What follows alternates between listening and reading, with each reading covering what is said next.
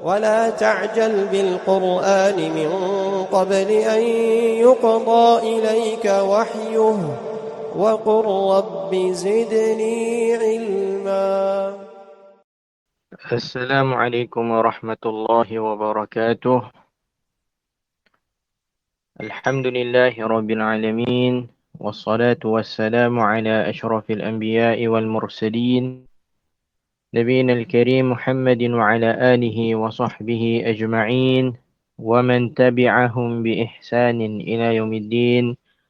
أما بعد، فإن أصدق الحديث كتاب الله، وخير الهدى هدى محمد صلى الله عليه وسلم، وشر الأمور محدثاتها، وكل محدثة بدعة، وكل بدعة ضلالة، وكل ضلالة في النار.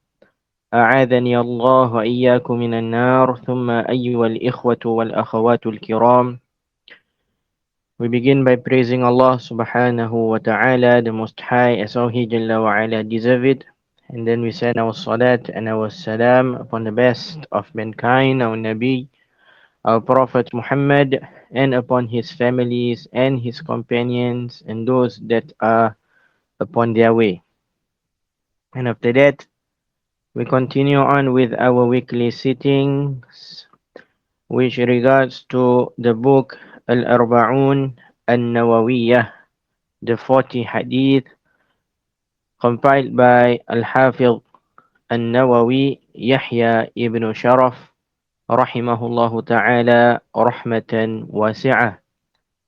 And from this blessed compilation of Al-Hafiz Al-Nawawi Al-Shafi'i rahimahullah, we had reached to hadith number 11, and it reads: عن أبي محمد الحسن ابن علي ابن أبي طالب سبط رسول الله صلى الله عليه وسلم وريحانته رضي الله عنهما قال: On the authority of Abu Muhammad al-Hasan ibn Ali ibn Abi Talib, whom Allah is well pleased with them both, the grandson of the Messenger of Allah sallallahu alaihi wasallam, and the one much loved by him, he said: حفظت من رسول الله صلى الله عليه وسلم, I memorized from the Messenger of Allah sallallahu alaihi wasallam, دع ما يريبك إلى ما لا يريبك. دع ما يريبك إلى ما لا يريب إلى ما لا يريبك. نعم. Leave that which makes you doubt for that which does not make you doubt. And it is also read as دع ما يريبك يريبك إلى ما لا يريبك, which also means the same thing. Leave that which makes you doubt for that which does not make you doubt. رواه الترمذي والنسائي, collected by At-Tirmidhi and An-Nasa'i. وقال الترمذي حديث حسن صحيح, and At-Tirmidhi, he said that this hadith is حسن صحيح. This hadith is حسن صحيح. نعم. And in our commentary of this hadith, we had started to talk about the narrator of this great hadith, and he is Abu Muhammad al-Hasan ibn Ali ibn Abi Talib, the grandchild of Rasulullah sallallahu alaihi wasallam. Naam, so we had talked about his kunyah, which is Abu Muhammad, and we had talked about his name, that is Al-Hasan. And we had talked about a narration that says that it was Rasulullah sallallahu alaihi wasallam was the one who named him Al-Hasan after he was named Harb by Ali, his father, radiallahu anhuma. And Harb means war. However, we had mentioned that this narration is weak and it is not affirmed. uh, to the Prophet sallallahu alaihi wasallam. And from the likes of Al-Sheikh Al-Albani rahimahullah ta'ala are from those who graded this hadith as weak, da'if, weak. Naam. And we had talked about also Al-Hasan being the grandchild of Rasulullah sallallahu alaihi wasallam, because Al-Hasan is the son of Ali ibn Abi Talib and Fatima bintu Muhammad sallallahu alaihi wasallam and radiyallahu anhum ajma'in. So Al-Hasan is the son of Ali with Fatima, the daughter of the Prophet sallallahu alaihi wasallam. And so the lineage of Al-Hasan, Naam, returns back to the Prophet sallallahu alaihi wasallam through his mother, through his mother, that is Fatima bintu Muhammadin sallallahu alaihi wasallam and radiyallahu anha. And we had started to talk about some of the virtues that pertain to Al-Hasan. From it is that the Prophet sallallahu alaihi wasallam, he said, Allahumma inni uhibbuhu fa ahibbahu wa ahbib man yuhibbuhu. O Allah, verily I love him, so love him and love those who loves him. Naam. So three things here. The Prophet sallallahu alaihi wasallam, he declared his love to Al-Hasan, which is a virtue for Al-Hasan. فَأَحِبَّهُ, and Rasulullah sallallahu alaihi wasallam supplicated to Allah so that Allah will love him. So that Allah will love him, meaning Allah will love Hasan as well. Naam. So Rasulullah sallallahu alaihi wasallam loved him, and Rasulullah sallallahu alaihi wasallam, he supplicated to Allah so that Allah will love him. And the answer and the supplications of the Prophet sallallahu alaihi wasallam is mostly answered. Is mostly answered. Naam. And lastly, Rasulullah sallallahu alaihi wasallam, he supplicated for Allah subhanahu wa ta'ala to love whoever love Al-Hasan. Wa ahbib man yuhibbuhu, and love, oh Allah, love those who loves him. So Rasulullah sallallahu alaihi wasallam also supplicated to Allah subhanahu wa ta'ala to love whoever love Al-Hasan ibn Ali ibn Abi Talib radiyallahu anhuma. And as how we had mentioned in the previous sitting as well, we openly declare that we love Al-Hasan for the sake of Allah subhanahu wa ta'ala. And may Allah subhanahu wa ta'ala make our love for Al-Hasan a reason to get closer to him Jalla wa ala, and a reason for us to enter the paradise of Allah subhanahu wa ta'ala. Naam. Al-Hafiz An-Nawawi rahimahullahu ta'ala commented on this hadith, which is the hadith of the supplications of Rasulullah sallallahu alaihi wasallam, in his commentary of Sahih Muslim. An-Nawawi, he said, فيه حث على حب الحسن ibn Ali. In it is an instigation to love Al-Hasan ibn Ali, the son of Ali. وَبَيَانٌ لِفَضِيلَتِهِ, and in it is a clarity of his virtue. Radiyallahu anhu, and Allah is well pleased with him.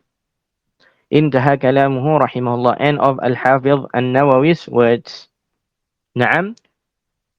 So again, An-Nawawi rahimahullah, he said, in this hadith is an instigation to love Al-Hasan.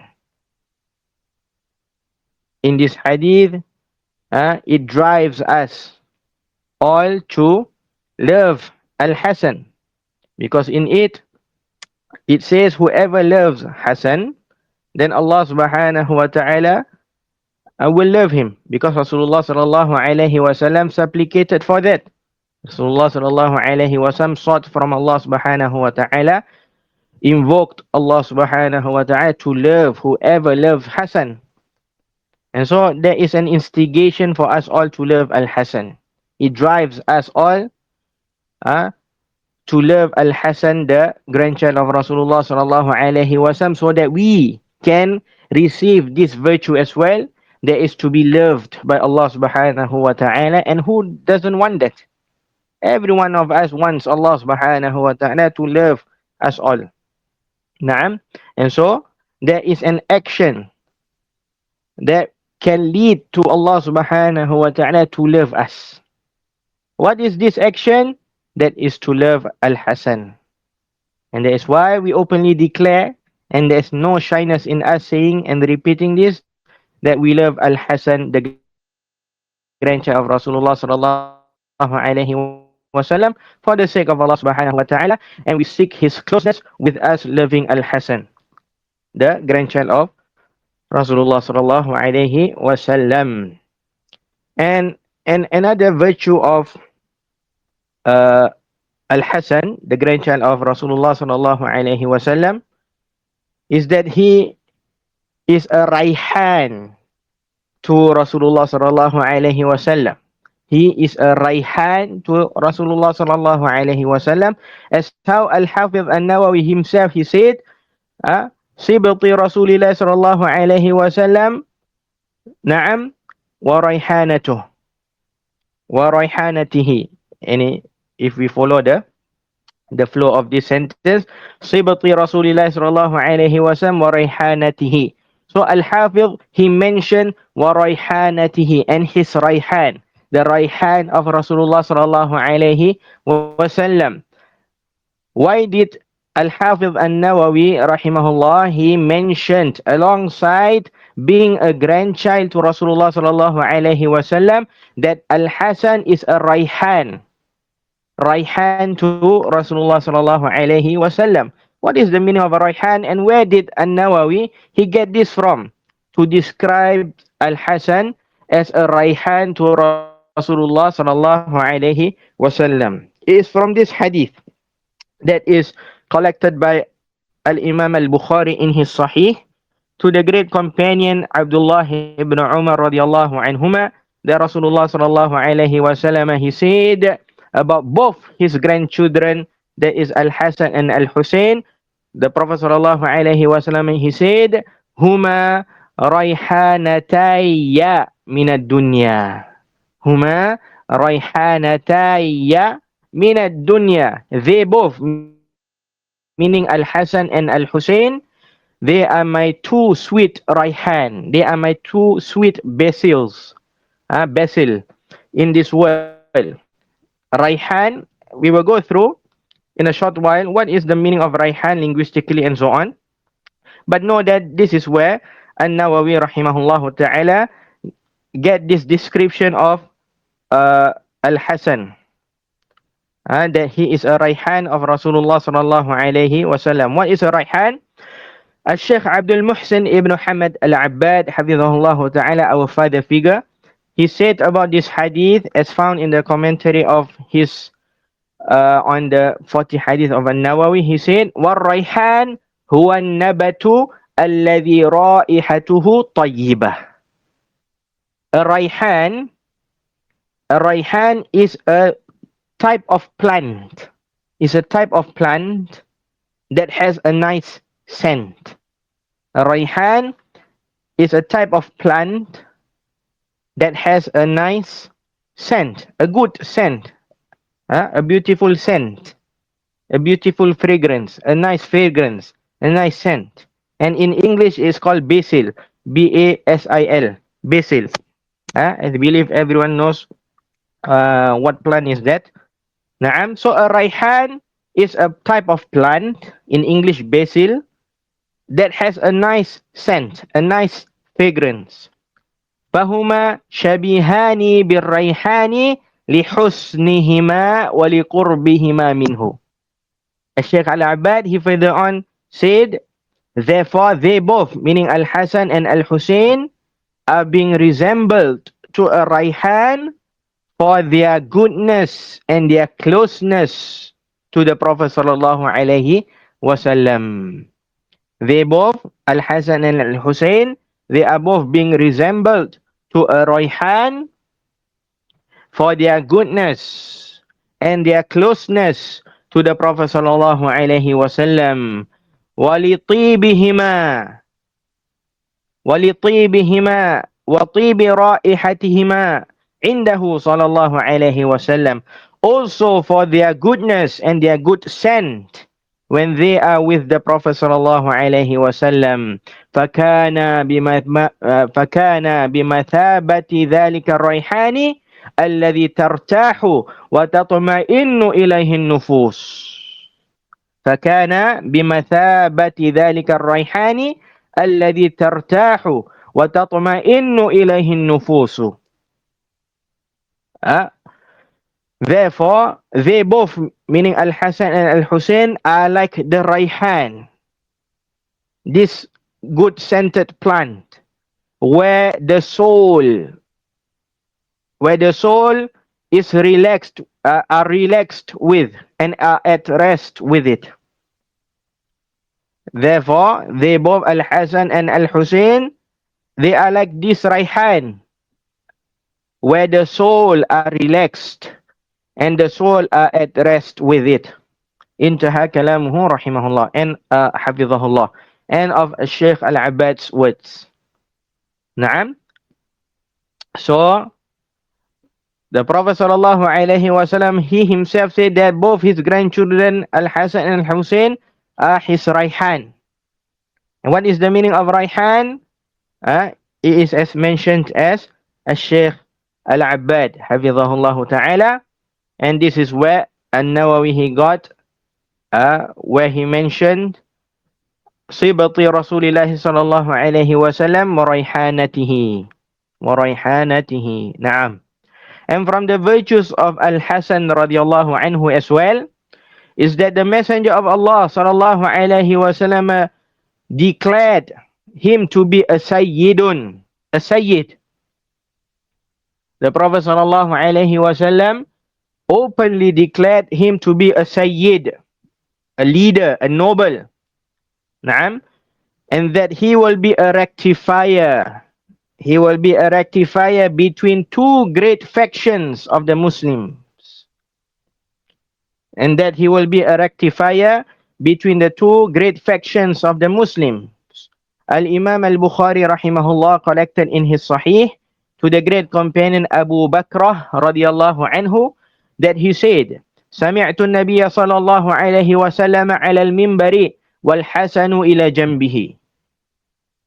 I heard the Prophet صلى الله عليه وسلم talking at the pulpit, at the minbar, while Al-Hasan was sitting beside him.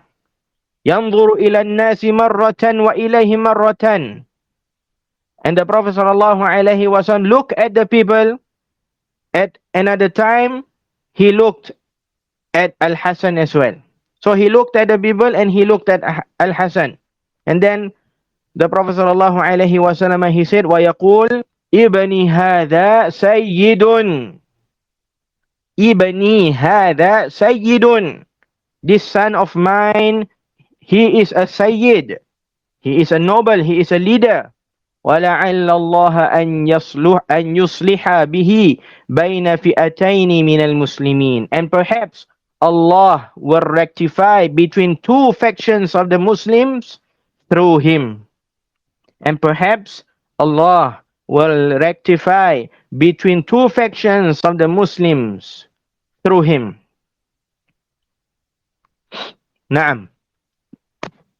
And so from this hadith, it is known that the Prophet sallallahu alaihi wasallam declared Al-Hasan as his son and as a Sayyid. As his son and his Sayyid. Naam. And this is evidence. This is an evidence to say that it is permissible to call your grandchild as your child as well, as your son as well. It's permissible to refer to your grandchild as your son as well. So a grandfather can call his grandchild ibni, my child, my son, and he can refer when he talks to others about his child, about his grandchild as his child as well. Because the Prophet sallallahu alaihi wasallam, he said, ibni hadha, my son, meaning Al-Hasan. And Al-Hasan is his grandchild, but it is permissible to refer to one's grandchild as his own child as well. And it is also permissible even though the grandchild is not from your blood child, even if it is from your daughter, your blood daughter, it is permissible to call him your son as well. And the lineage can return back to you as well. It is not only that the lineage is through your son, meaning is through the male only. Meaning through the male only. That the lineage of yours will only continue if it is from your son. Meaning when your son get married, and they have children, only then will your lineage continue on.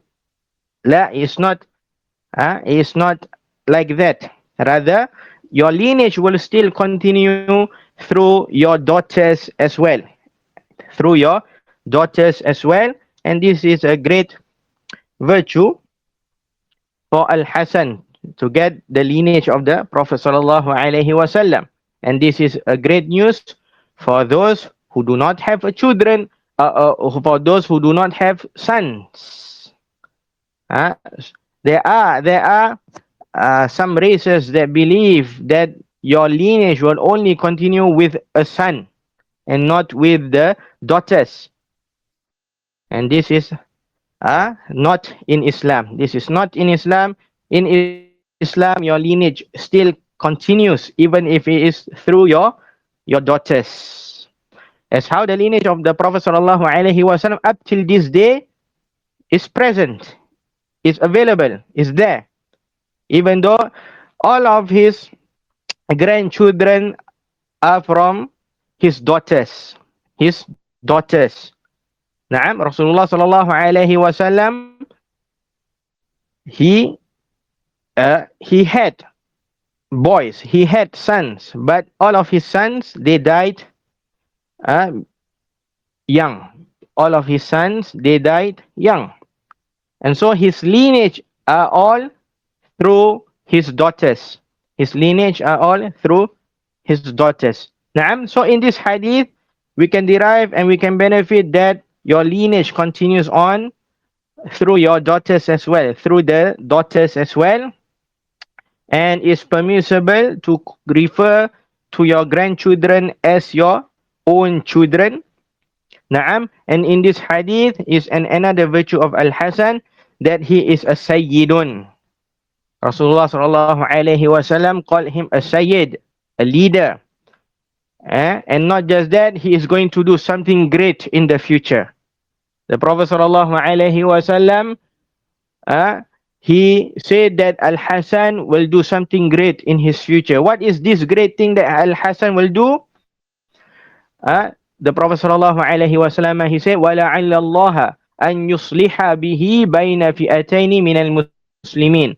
And perhaps Allah will rectify through him two factions of the Muslim. And this happens, or this had happened. Naam, when Al-Hasan, he make tanazul, and Muawiyah became the Amirul Mu'minin. Naam. So those that is with Hasan and those that are with Al-Hasan and those that are with Muawiyah radiyallahu anhuma, they were rectified together. How did this happen? Through Al-Hasan, because Al-Hasan, he let go of his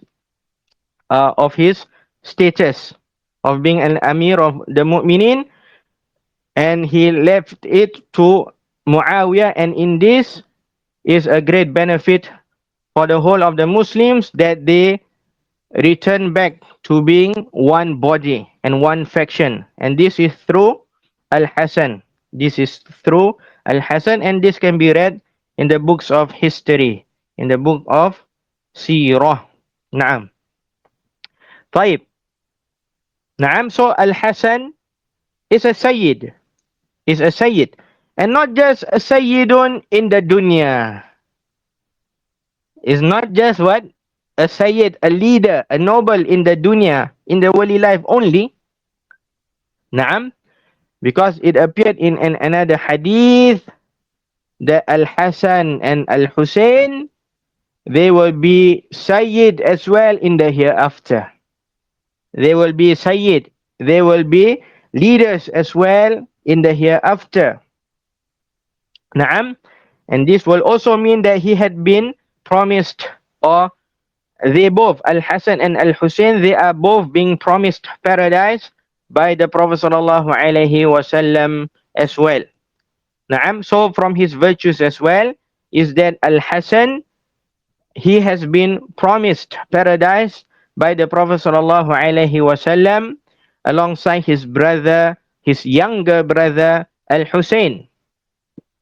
Naam, it has been, or it had been collected by At-Tirmidhi in his Jami' to the authority of the great companion Abu Sa'id radhiyallahu anhu, that Rasulullah sallallahu alaihi wasallam, he said, Al-Hasan wal-Husain sayyida shababi ahli al-jannah. Al-Hasan wal-Husain sayyida shababi ahli al-jannah. Al-Hasan and Al-Hussein, they are the leaders, the chiefs of the young men of paradise. They are the leaders and the young chief. They are the leaders and the chiefs of the young men of paradise. Sayyida shababi ahlil jannati. Naam. So in this hadith, it is clearly mentioned that they will be in the paradise. So they are promised paradise by the Prophet sallallahu alaihi wasallam. Not just that, they are nobles, they are leaders, they are chiefs of the young men in paradise as well. Which makes this another virtue of Al-Hasan. And as mentioned just now, Al-Hasan is the elder of him and Hussein. He's the elder. He's elder than Al-Hasan and Al-Hussein. And from the Aqidah of Ahlul Sunnah wal Jama'ah is that Al-Hasan is better than Hussein. Al-Hasan is better than Al-Hussein. And they are both leaders and chiefs of the young men of paradise. Radiya man radiya wa sakhita man sakhit. Let the one who is pleased with him be pleased, and let the one who is angered by these words be angered. Al-Hasan is better than Al-Hussein. Naam.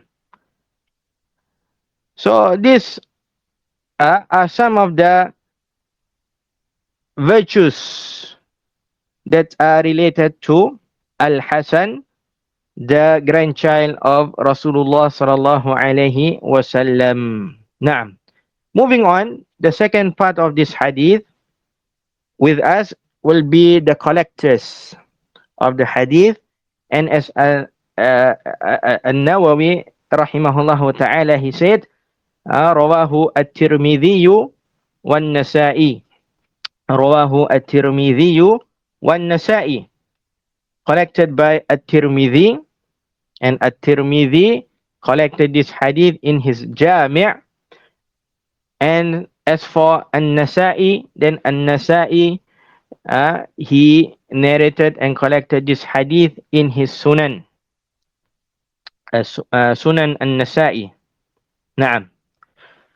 And this is going to be the first time from this blessed compilation of An-Nawawi rahimahullah that he mentioned a hadith that is outside of the two Sahih. This is the first time from this blessed compilation. The 11th hadith is the first hadith that is collected outside of the two Sahih, meaning the two Sahih of Al-Bukhari and Muslim. All of this while, all 10 hadith are either collected by both Al-Bukhari and Muslim or by Muslim. If you are going to look back at all 10 hadith that we had taken, all of the 10 hadith either collected by both Al-Bukhari and Muslim or by Muslim himself only. And this is the first time, the hadith number 11, that An-Nawawi rahimahullah mentioned a hadith that is outside of the two Sahih, outside of the two Sahih of Al-Imam Bukhari and Sahih Al-Imam Muslim. So this hadith is not collected by Al-Bukhari and it is not collected by Muslim. Naam, and therefore we shall talk a bit about these new individuals that are with us, insha'Allah tabaraka wa ta'ala. Firstly is Al-Imam At-Tirmidhi rahimahullah. Firstly is Al-Imam At-Tirmidhi rahimahullah. At-Tirmidhi, there is a bit of uh, differences of opinion to his lineage. There are ulama that says that he is Muhammad ibn Isa ibn Surah ibn Musa ibn al-Dhahhak at-Tirmidhi. So Muhammad ibn Isa ibn Surah ibn Musa ibn al-Dhahhak ibn al-Dhahhak at-Tirmidhi. And there are ulama that says Muhammad ibn Isa ibn Yazid ibn Surah ibn as-Sakan. Muhammad ibn Isa ibn Yazid ibn Surah ibn as-Sakan. So these are some of the opinions of the ulama. فلعل الأول أرجح. Perhaps that the first one is more stronger than the later. That he is Muhammad ibn Isa ibn Surah ibn Musa ibn al-Dhahhak at-Tirmidhi. But these differences of opinions between the ulama, it does not affect that his name is Muhammad ibn Isa. Muhammad ibn Isa at-Tirmidhi. And his kunya is Abu Isa. His kunya is Abu Isa. So Muhammad ibn Isa. His father's name is Isa. And his kunya is Abu Isa. His kunya is Abu Isa. So he is Abu Isa Muhammad ibn Isa at-Tirmidhi rahimahullahu ta'ala. And it was narrated that he was born in the year, some says 209, some says 210. And there are others that says other years as well. But all of this, barakallahu fikum, does not go out of the fact that he was born in the early 3rd century. He was born in the early 3rd century in general. Naam. So either 209, 210, barakallahu fikum, in the early 3rd century, in the beginning of the 3rd century. And it was also said that he was born blind. It was said, some of the books mention that he was born blind. And there are other books that mentions that he became blind later on in his life. He became blind later on in his life after collecting hadith, after writing down hadith, after making talabul ilmi and such. Naam. And perhaps the later one is more correct. That he was born able to see, and he later on became blind after collecting and writing hadith, after talabul ilmi and such. Naam. As for the attribution of him towards being named At-Tirmidhi, then this is an attribution to the place Termudh, or in English, Termez, I think. I do not know how is it pronounced in English, but it is spelled Termez. A place now, you can see. You can search it. Naam, a city in Uzbekistan. A city in Uzbekistan that is along the Nahru Jijun. That is along the Nahar or the river, what is known as the river of Jijun nowadays is called the river of Amu Darya. You can still search it online. All of these are present in our daily, in our nowadays, what do you call it? Maps as well. Naam is still present. So it's a city in Uzbekistan. Nowadays, Uzbekistan. Naam. As for his journey in search of knowledge, then as mentioned in the book As-Siyar, it was known that At-Tirmidhi rahimahullah, he had traveled to Khurasan, he had traveled to Iraq, and he had traveled to the Haramain, meaning Mecca and Al-Madinah. Naam, so he had traveled to a couple of places in search of hadith. And from his teachers is Ishaq ibn Rahuya.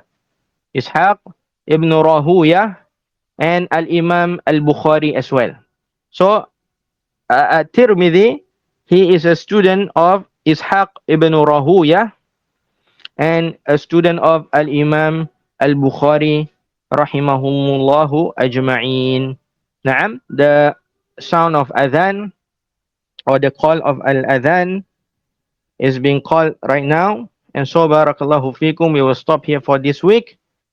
Naam, we shall continue in the next lesson as insha'Allah tabaraka wa ta'ala. We will continue to talk about At-Tirmidhi, and we will talk about his book Al-Jami', and we will talk about An-Nasa'i, and we will talk about his book Sunan, what is famously known as Sunan An-Nasa'i. Naam, and then we will move on from there insha'Allah tabaraka wa ta'ala.